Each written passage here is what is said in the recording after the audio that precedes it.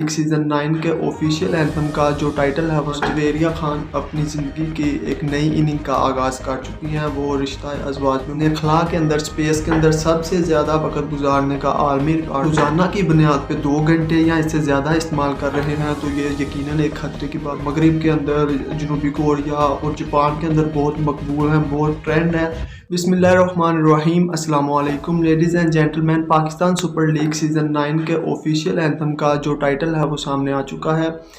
PSL 9 का जो तराना है वो गुलकार अली ज़फ़र गाएंगे और उनके साथ आयमा बेग होंगी।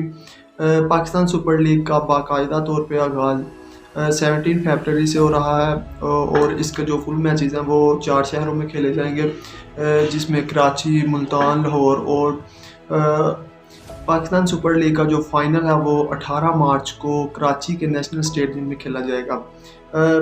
पाकिस्तान सुपर लीग के जो तराने का ऑफिशियल एंथम का जो टाइटल है, इसका अली ज़फ़र ने बताया है कि इसका टाइटल होगा कि खुल के खेल, और उनका साथ में मज़ीद कहना था कि आप अपने डांसिंग शूज़ को रेडी रखें क्योंकि बहुत धमाकेदार ऑफिशियल एंथम आने वाला है। इससे पहले भी जो अली ज़फ़र ने PSL के एंथम गाए हैं वो बहुत वायरल थे, बहुत मकबूल थे। इस साल भी हमें यही तवक्को है कि अली ज़फ़र एक बहुत धमाकेदार एंथम जो है ना वो हमें देने वाले हैं। नाजरीन, पाकिस्तान वुमेन क्रिकेट टीम की साबिक कप्तान जवेरिया खान अपनी ज़िंदगी की एक नई इनिंग का आगाज़ कर चुकी हैं। वो रिश्ता अज़वाज में मुंसलिक हो चुकी हैं। इनकी शादी की ये तकरीब कराची में मुनक्किद हुई, जिसमें इनके अजीज़ो क़ारिब और दोस्तों ने शिरकत की।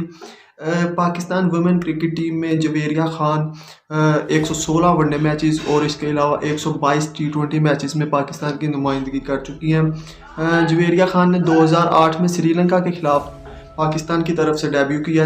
उसके बाद इन्होंने वनडे मैचेस में पाकिस्तान के लिए 2885 रन स्कोर किए और इसके अलावा जो T20 मैचेस हैं उसमें इन्होंने 2018 रन स्कोर किए।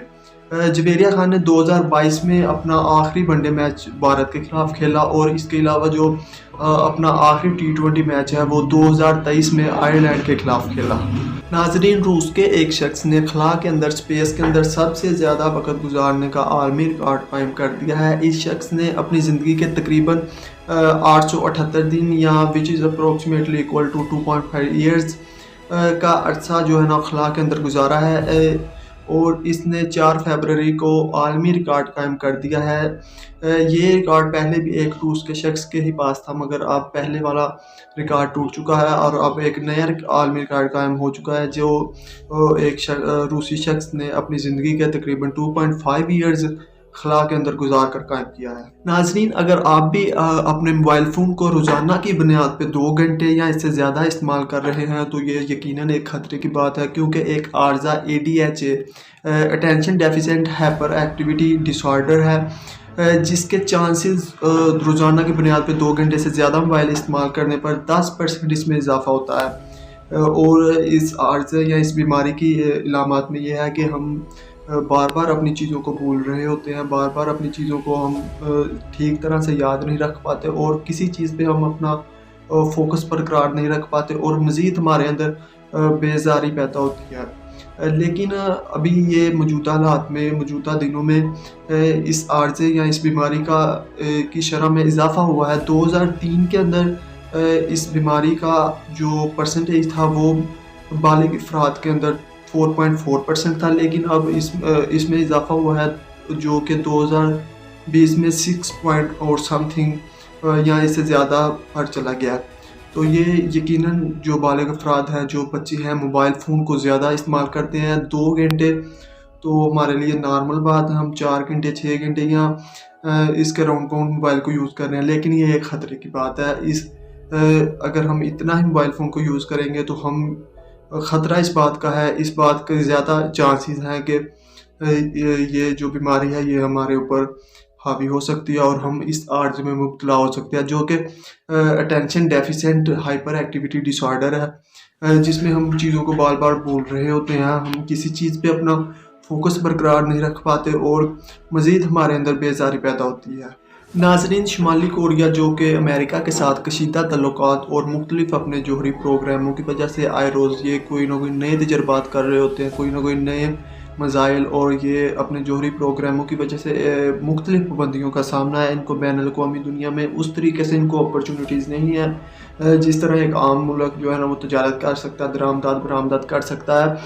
لیکن ان کے کچھ پروڈکٹس ہیں جن کو یہ چین کے راستے سے فروخت کر رہا ہے اور بہت منافع بخش کاروبار کر رہا ہے. ان کی پروڈکٹس میں وگز ہیں یعنی مصنوعی بال ہیں, اور ساتھ ساتھ ان کی پلکیں ہیں جو کہ مغرب کے اندر, جنوبی کوریا اور جاپان کے اندر بہت مقبول ہیں, بہت ٹرینڈ ہے, کیونکہ شمالی کوریا کو خود یہ اپرچونیٹیز نہیں ہے کہ وہ فریلی جو ہے نا دنیا کے ساتھ تجارت کر سکے. اس لیے یہ چین کے راستے سے اپنی پروڈکٹس کو فروخت کر رہا ہے. ان کی جو پروڈکٹس ہیں وہ چین میں آ کے پروسیس ہوتی ہیں, اس کے بعد جو ان کی پروڈکٹس کے اوپر ٹیگ ہے وہ چین کا لگتا ہے, میڈ ان چائنا, جس کے بعد یہ امریکہ کے اندر بھی فروخت ہو رہی ہیں اور مغرب کے اندر, جنوبی کوریا اور اس کے علاوہ جاپان کے اندر بھی بہت مقبول ہے. ٹرینڈ ہے ان چیزوں کا, مصنوعی بالوں کا اور جو مصنوعی پلکیں ہیں, بیوٹیشین کے پاس ان چیزوں کا بہت ٹرینڈ ہے, جس کے نتیجے میں یہ دونوں ممالک چین اور شمالی کوریا بہت منافع بخش کاروبار کر رہے ہیں.